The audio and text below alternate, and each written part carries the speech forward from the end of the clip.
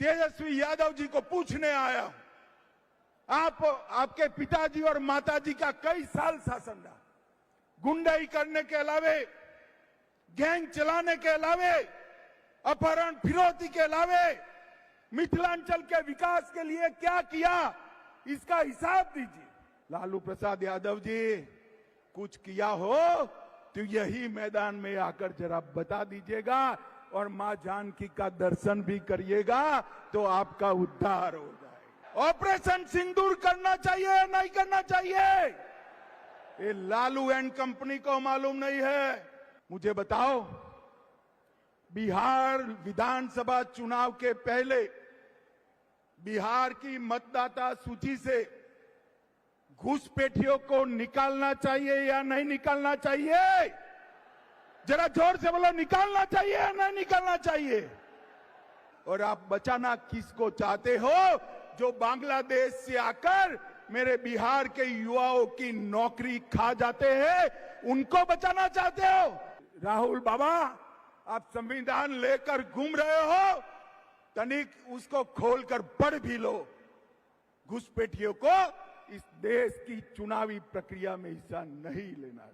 और भाइयों बहनों, पुनौरा धाम में शक्ति स्वरूपा जगत जननी मां जानकी का ये भव्य मंदिर 68 एकड़ से ज्यादा क्षेत्र में बनेगा, लगभग 890 करोड़ रुपया।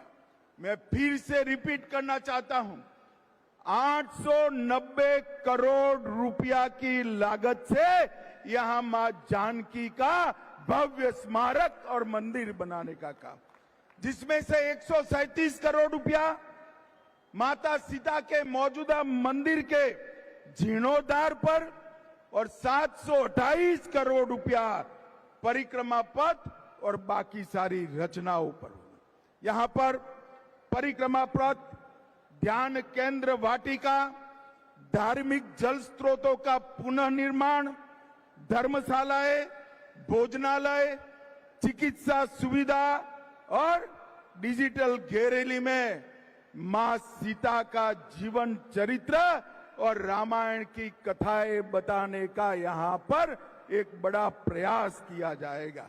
और ये 3D अनुभव से हमारे युवा प्रभु श्री राम के साथ साथ माता जानकी के भी जीवन के सभी प्रसंगों को बहुत अच्छे से देख पाएंगे। इस परियोजना में रामायण सर्किट के वाल्मीकि नगर, उसका भी 52 करोड़ से विकास होगा।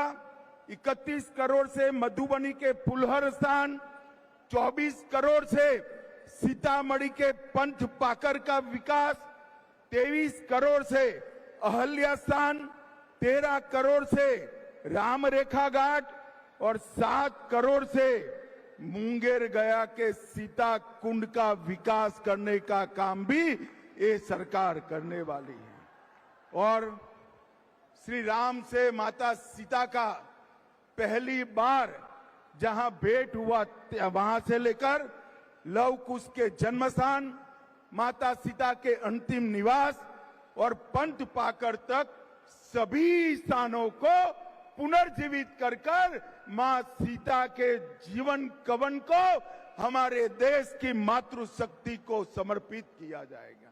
मित्रों, भारत की संस्कृति में मां सीता का स्थान अनन्य है। इन्होंने अपने एक ही जीवन में आदर्श पत्नी क्या हो सकती है, आदर्श बेटी क्या हो सकती है, आदर्श मां क्या हो सकती है और आदर्श राजमाता क्या हो सकती है, ये सभी स्वरूपों को उन्होंने चरितार्थ किया था। और ये महान विभूति माता सीता का इतना बड़ा महिमा मंडन मां सीता की जन्मभूमि पर होने वाला है। और आज सीतामढ़ी दिल्ली अमृत भारत ट्रेन, उसका भी अभी ही शुरुआत किया गया है।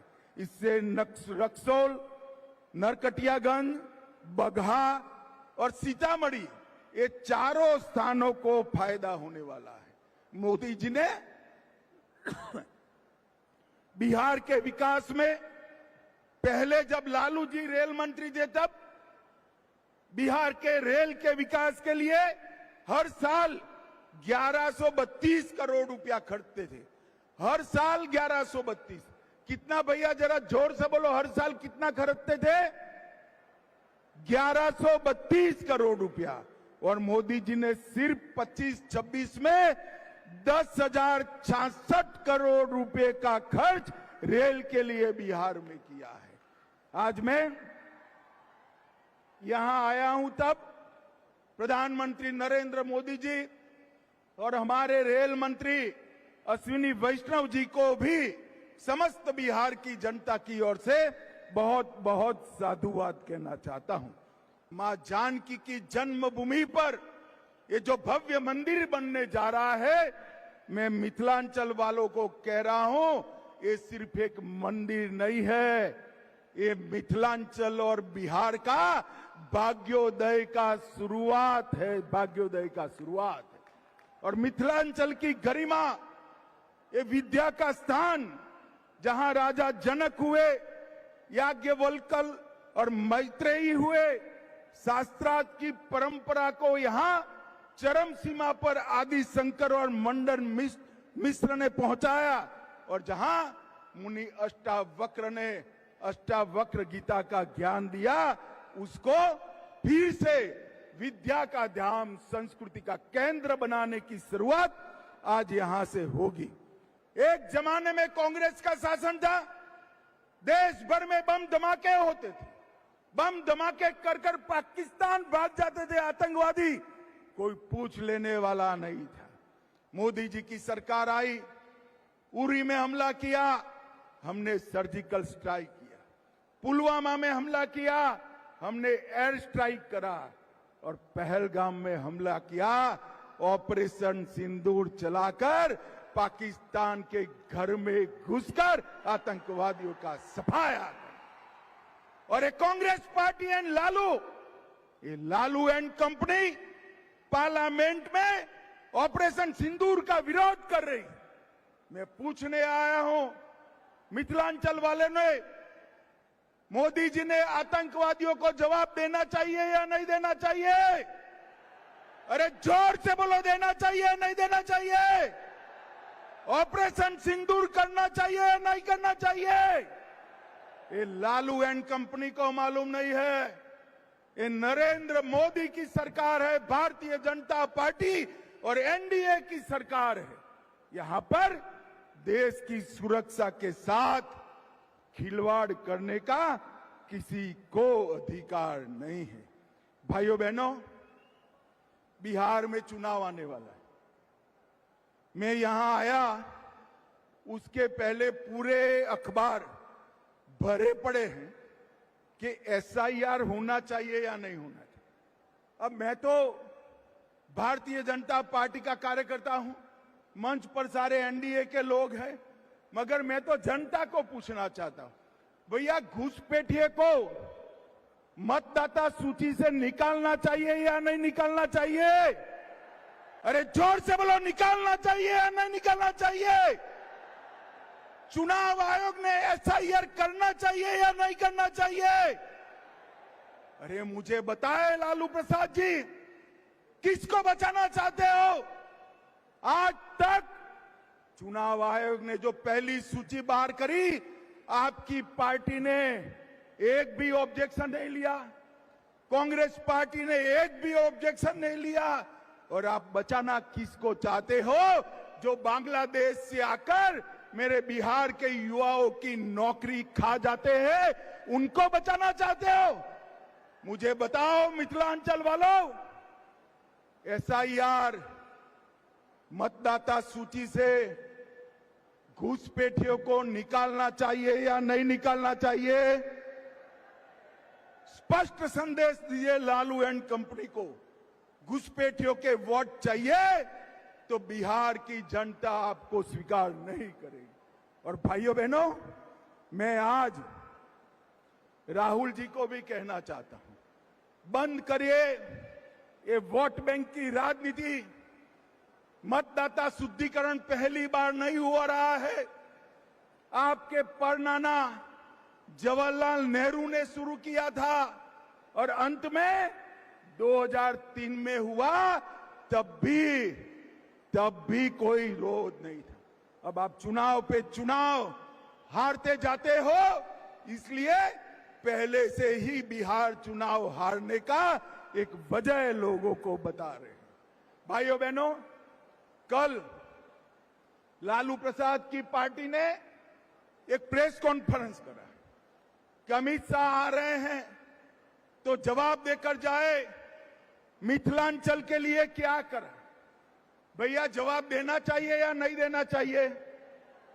जोर से बोलो, देना चाहिए या नहीं देना चाहिए? और जोर से बोलो, देना चाहिए या नहीं देना चाहिए? अरे भाई, मैं तो बनिए का बेटा हूं, आना पाई का हिसाब लेकर आया हूं। ध्यान से सुनना सीतामढ़ी वालों, मोदी जी ने पिछले 6 दौरों में 83,000 करोड़ रुपया हमारे बिहार के विकास के लिए दिया है। मैं यहां से तेजस्वी यादव जी को पूछने आया हूं, आपके पिताजी और माताजी का कई साल शासन रहा, गुंडाई करने के अलावे, गैंग चलाने के अलावे, अपहरण फिरौती के अलावे मिथिलांचल के विकास के लिए क्या किया, इसका हिसाब दीजिए। आप मेरा हिसाब मांग रहे थे, मैंने तो मोदी जी की ओर से आने पाई का हिसाब दे दिया। पूरे मिथिलांचल के विकास के खाके को आपके सामने रखा है।